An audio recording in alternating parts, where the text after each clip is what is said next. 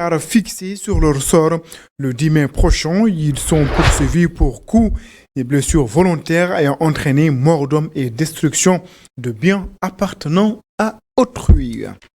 Les transporteurs sénégalais bloqués au Burkina Faso, désormais en lieu sûr. L'ambassadeur du Sénégal au Burkina Faso demande aux transporteurs de trouver des voies alternatives de l'axe Kaya et Doria. Voilà pour les titres. Le développement, c'est dans une poignée de secondes.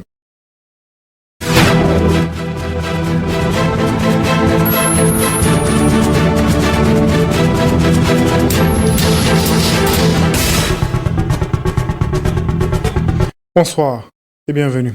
Procès en audience spéciale des pêcheurs de Kayar et de Mboro. Le délibéré attendu ce 10 mai.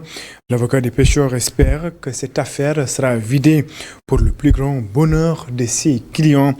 Ces pêcheurs sont poursuivis pour coups et blessures volontaires ayant entraîné la mort d'hommes et destruction de biens appartenant à autrui. Je vous propose de suivre les explications de leur avocat. Il est ici au micro de Isidore Alexandre Sen. S'est tenu, donc le jugement est prévu pour le 10. Nos clients se sont défendus, ils ont exposé leurs moyens de défense.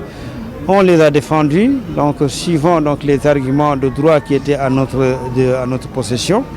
Et donc nous espérons, Inch'Allah, à l'audience du 10, ils seront libérés. C'est la raison pour laquelle nous avons demandé à ce qu'ils soient relaxés pour absence de preuves. Parce que, à mon avis, les preuves sont insuffisantes.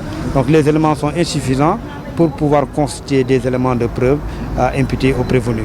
Personnellement, en tant qu'avocat de la défense et au regard des éléments du dossier, nous estimons franchement que le tribunal peut parfaitement suivre la défense en relaxant les prévenus. Bart Yangi Dokhal, comprenez, tu es en train de dérouler, je dirais à ton papa Jean-Paul, qui est lui avec moi, c'est ton fils a bien travaillé. Les mots du président de la République devant le maire de Dakar, Macky Sall et Barthélémy Diaz, semblent être en bon terme. La parole aux Dakarois. Certains approuvent cette démarche et pensent qu'il faut un dialogue permanent entre les deux hommes. D'autres, par contre, parlent de cinéma au Grand Théâtre. Je vous propose de suivre ce reportage signé Fatoumata Bintouba. Tout à l'heure, Barthélémy Yangi Dokhalde. Les images ont fait le tour de la toile en un temps record. Une surprise pour certains et le contraire pour d'autres. Illustration. Le pouvoir et l'opposition cachent bien leur jeu. C'est l'avis de Bouba. Il est temps que les Sénégalais soient conscients. Vu ce qui s'est passé hier au Grand Théâtre National, les politiciens ne nous respectent vraiment pas. Il semble pressé, cependant, il nous accorde quelques minutes. Il pense que ce dialogue est évident. L'opposition doit répondre au dialogue pour le bien du Sénégal. C'est très normal, parce que Barthélémy Diaz, c'est le maire de la ville de Dakar, et Macky Sall, c'est le président de la République. Khalifa Sall aussi est Bart, je pense bien, Bart c'est son parrain, politiquement parlant, donc je trouve ça très bien même. Demb mooy lu baax la te jàmm rek la parce que boo xoolee Macky Sall dafa nuyu Barthélémy Diaz ba pare ne ko su ma demee dinaa wax sa papa yaa ngi liggéey donc Macky Sall ak papa yi Barthélémy Diaz ñoo nekk kon boog Barthélémy Diaz ak Macky Sall ñoo nekk lépp daal ñun ñëpp ay sénégalais lañu te Même son de cloche pour Bakary, le promoteur immobilier n'y voit pas d'inconvénient. Les rencontres de ce genre sont inévitables. Mais je trouve que c'est normal que le maire de Dakar puisse travailler avec le président de la République. C'est normal qu'il se retrouve tout le temps parce que, bon, monsieur le maire de la ville de Dakar, et là, comme tout le monde le dit, c'est lui qui dirige Dakar. Le président de la République est son président. Et puis, c'est normal qu'il se retrouve tout le temps dans ces genres d'événements. Barthélémy Diaz se rapproche-t-il de Macky Sall?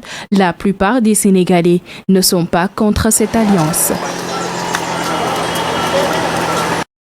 Bintouba, pendant ce temps, le leader du mouvement Demain, c'est maintenant, Mamoudou Brakan, annonce avoir signé la charte de la nouvelle plateforme mouvement des forces vives de la nation. Quant à l'appel au dialogue lancé par le président de la République, le leader du mouvement salue l'initiative et invite le chef de l'État à préciser les contours pour une implication effective de toutes les forces vives de la nation. Je vous propose de l'écouter. Il est ici au micro de Barasso. Le mouvement citoyen Demain c'est maintenant DCM s'oppose à toute perspective de troisième mandat, de troisième candidature du président sortant, exige l'ouverture du jeu électoral à tout Sénégalais, répondant aux critères d'éligibilité et réaffirme son attachement à la préservation des libertés individuelles et collectives. Après des échanges profonds, DCM décide de traduire cet engagement en signant ici et maintenant et solennellement la charte de F24. Mieux, Demain c'est maintenant invite les leaders signataires à s'engager pour le respect de ce principe afin d'épargner définitivement le Sénégal de ce débat récurrent sur le troisième mandat, en contradiction avec un fort consensus des forces vives de la nation en faveur de la limitation à 2 du nombre de mandats présidentiels. DCM réaffirme son choix de privilégier les concertations comme mode d'atténuation des divergences et de rapprochement des positions dans l'intérêt supérieur de la nation. Suite à l'invite du chef de l'État à un dialogue politique, DCM salue l'initiative et lui demande d'en préciser les contours pour une implication effective de toutes les forces vives de la nation en vue d'asseoir l'ancrage irréversible de la démocratie dans notre pays. Je le disais en titre, la coalition sénégalaise des défenseurs des droits humains renforce les capacités des organisations membres de la coalition. Selon ses membres, la situation des droits humains au Sénégal reste préoccupante. Les autorités sont interpellées. Khadija Diouf. L'atelier porte sur la promotion et la protection des droits humains. Ces discussions initiées par la Coalition sénégalaise des défenseurs des droits humains visent à renforcer la capacité des organisations membres. Nous sommes dans un domaine où les normes, c'est-à-dire les textes sur lesquels nous nous basons pour défendre les droits humains, évoluent sans cesse. Tous les jours, au sein des Nations Unies, au sein de l'Union africaine, il y a de nouveaux textes qui sont adoptés, il y a de nouvelles normes qui sont adoptées. Et ces nouveaux textes, ces nouvelles normes doivent être connus par évidemment nos membres qui doivent les utiliser dans le travail de promotion et de protection des droits humains. Donc, en plus, l'importance pour les ONG de bénéficier d'accréditation au niveau de l'Union africaine a été soulignée. Pour pouvoir faire des rapports à l'Union africaine, il faut être accrédité, avoir un statut d'observateur au niveau de l'Union africaine, l'avoir au niveau des Nations Unies. Malheureusement, beaucoup d'organisations au Sénégal ne sont pas informées de cette possibilité, ne sont pas informées du processus qu'il faut adopter pour arriver à ce statut-là, qui leur permettra d'envoyer des rapports aux Nations Unies, d'envoyer des rapports à l'Union africaine pour faire état de la situation des droits humains au Sénégal. Pouvoir prendre la parole devant l'Assemblée générale des Nations Unies, pouvoir prendre la parole devant l'Union africaine, ce sont des... Les droits humains au Sénégal, une des grandes lignes abordées dans cet atelier, ces derniers dénoncent des restrictions. Nous faisons tous les jours état de nos préoccupations par rapport évidemment à la situation des droits humains au Sénégal, qui est caractérisée par des restrictions de la liberté d'expression. On a quand même depuis quelques mois beaucoup de journalistes qui ont été interpellés. Il y a même un journaliste qui est en détention en ce moment. C'est extrêmement préoccupant parce que nous estimons que la liberté de la presse, la liberté de manifestation sont cruciales dans un État démocratique. Un autre séminaire sera organisé par la Coalition sénégalaise des défenseurs des droits humains dans un mois. Un atelier qui s'intéressera cette fois-ci aux recherches et enquêtes sur la violation des droits humains. Direction Kaolack, après la digitalisation, la taxe municipale, les autorités de la commune de Keur Madiabel ont procédé à la dématérialisation de l'état civil, initiative qui, selon le maire, va faciliter aux citoyens de sa commune l'obtention de documents administratifs, compte rendu de nos correspondants permanents à Kaolack, Admassar et Astombaye. Dématérialiser l'état civil pour permettre aux citoyens de la commune de Keur Madiabel d'avoir leurs documents administratifs dans de meilleures conditions, c'est l'objectif fixé par les autorités de cette commune. Aujourd'hui, nous nous sommes retrouvés pour la dématérialisation de l'état civil. L'état civil, dans sa complexité, dans sa sensibilité, j'allais dire, constitue aujourd'hui un pivot extrêmement important pour la fiabilité de certains documents administratifs que nous manipulons. Et tout part de l'état civil, que ce soit le passeport, la pièce d'identité et toutes les autres pièces. Je pense que ça part d'une déclaration de naissance et jusqu'à la déclaration de décès. Donc c'est tout ce processus qui est embarqué aujourd'hui dans des documents. Mais avec des outils pareils, vous n'avez pas besoin aujourd'hui de vous déplacer. Vous avez juste besoin de votre téléphone, vous connecter à Internet et d'envoyer sur un formulaire une demande d'un extrait de naissance, d'un extrait de mariage, de tout document administratif que la mairie délibère. Et après contrôle, normalement, dans les 10 minutes qui suivent, le document est disponible. Au-delà de la digitalisation de l'état civil, le maire de la commune de Keur Madiabel annonce d'autres projets. Nous sommes dans un système d'information foncière.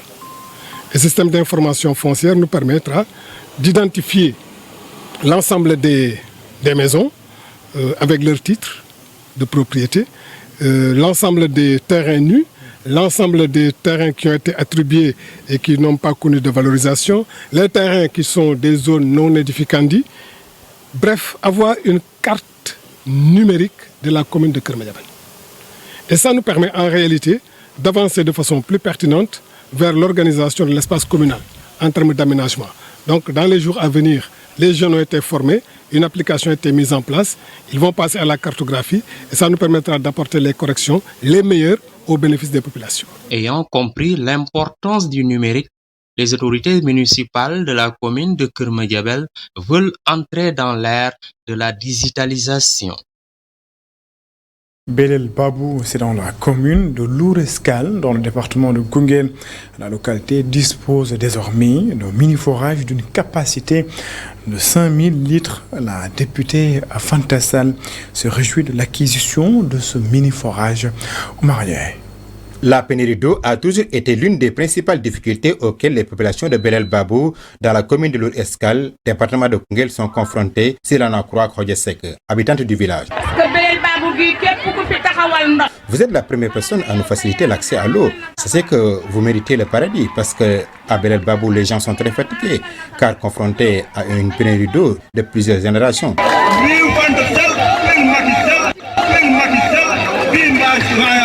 L'accès à l'eau courante est désormais possible à Belel Babou grâce à l'honorable député Fantasal de Koungheul qui a fait construire un forage d'une capacité de 5000 litres dans le village. Nous voulons mettre en œuvre la vision du président Macky Sall. C'est pourquoi, à défaut de leur attendre un grand forage de l'État, nous avons misé sur nos propres moyens avec l'aide de partenaires pour mettre aux habitants de Belel Babou de disposer d'eau. Aussi, nous avons la certitude que sous peu, l'électricité sera disponible et il y aura des pistes rurales pour le désenclavement de la localité.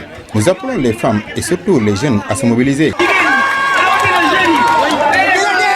Belel Babou peut déjà pousser une offre de soulagement en attendant d'avoir accès à l'électricité et de bénéficier de pistes rurales pour faciliter le déplacement des populations. Et puis 42 enfants issus de familles démunies sont passés dans les blocs opératoires de l'hôpital de Diamniadio. Ils ont été opérés gratuitement. L'initiative vise à mieux accompagner les enfants dans l'accès aux soins. N'est-ce pas, Babacar Seck? 42 enfants malades issus de familles vulnérables ont été opérés gratuitement grâce à l'ONG Direct Aid en partenariat avec l'hôpital pour enfants de Diamniadio. Donc des fois, il y a des patients qui viennent à l'hôpital et qui n'ont pas les moyens de se prendre en charge. Et c'est l'occasion pour nous donc, de remercier l'ONG DirectAid qui, pour la prise en charge de ces cas sociaux-là, c'est eux qui prennent tout en charge. Donc ils prennent aussi bien les frais d'hospitalisation, les frais opératoires, même les frais en médicaments, donc c'est eux qui prennent tout en charge. La totalité des interventions s'est bien passée, estime le chef de service de chirurgie pédiatrique. On a pu opérer 15 enfants avec 2 services concernés. Le service d'oreille avec 7 enfants opère aujourd'hui. Essentiellement sur des pathologies de la sphère oreille, à savoir les amygdales et les végétations. Concernant le service de chirurgie pédiatrique, on a pu opérer 8 enfants composés de 4 de pathologies hernières, de 2 de chirurgie urologique, un cas d'orthopédie, c'était un enfant qui était fracturé, qu'on avait mis des broches qu'on appelle des fers, et il était question d'enlever ces implants aujourd'hui. Et en dernier lieu, un enfant qui avait un nourrisson de 15 mois qui avait une hernie. DirectAid a montré sa satisfaction à la fin de ce camp de chirurgie. Trop satisfait, alhamdoulilah. Et mashallah, surtout quand tu vois des enfants de 3 ans, 2 ans, il y a même 2 mois, 3 mois, des petits enfants, vraiment qu'ils ont besoin. Et tu viens pour les soutenir et pour l'aider.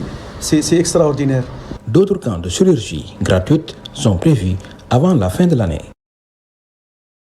Après une semaine de galère, les camionneurs sénégalais ont pu rejoindre Ouagadougou en toute sécurité. Dans ce reportage qui suit, ils reviennent sur les circonstances de l'attaque contre le convoi de marchandises. C'est bien sûr Burkina Faso. Niagatia. Un regard plein d'émotions concentré sur un smartphone. La scène semble certes anodine, mais un téléphone sans lequel leur vie serait aujourd'hui toujours en danger. L'un d'eux a pris une moto et s'est dirigé jusqu'à nous pour nous demander de descendre. Puis ils nous ont tous amenés dans la forêt. Ils nous ont demandé aussi si nous avions des téléphones et nous leur avons dit que tous les téléphones sont dans les voitures. Après ils nous ont fait savoir s'ils en trouvent un parmi quelqu'un, ils vont le tuer. Raison pour laquelle j'ai pris mon téléphone et je l'ai enterré pour pouvoir après informer les autres. Parce que pour nous avoir une petite information et nous communiquer. Brûler tes marchandises devant toi et là tu restes sans pouvoir réagir. Tu ne peux même pas piper mot car tu ne sais pas quel sort te sera réservé. C'est trop dur. De la frontière nigérienne, ces 18 camionneurs sénégalais étaient en partance pour Dakar via Ouagadougou. Mais ils tombent finalement dans une embuscade de groupes armés sur l'axe d'Orikaya. Bilan, 7 camions brûlés et la marchandise réduite en cendres. Là où ils ont brûlé les camions, c'est une forêt où il y a plusieurs cadavres. Tu es même obligé de marcher sur des cadavres. Ils nous ont dit de nous en aller.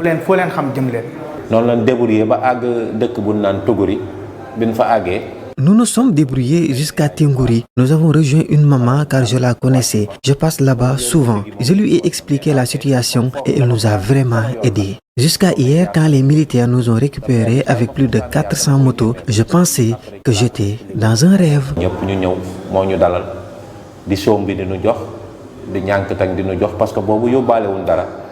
Après une semaine de galère, ils arrivent désormais à Kaya sains et saufs et sous escorte d'une unité de l'armée burkinabé. À Ouagadougou, ils sont reçus en audience par l'ambassadeur du Sénégal.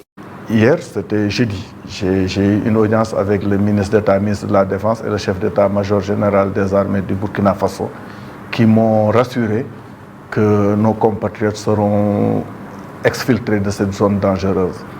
Donc, depuis 4 jours, ils ont pris nos compatriotes à Tougouri avec la gendarmerie. Mais ils attendaient un chemin sécurisé pour les exfiltrer.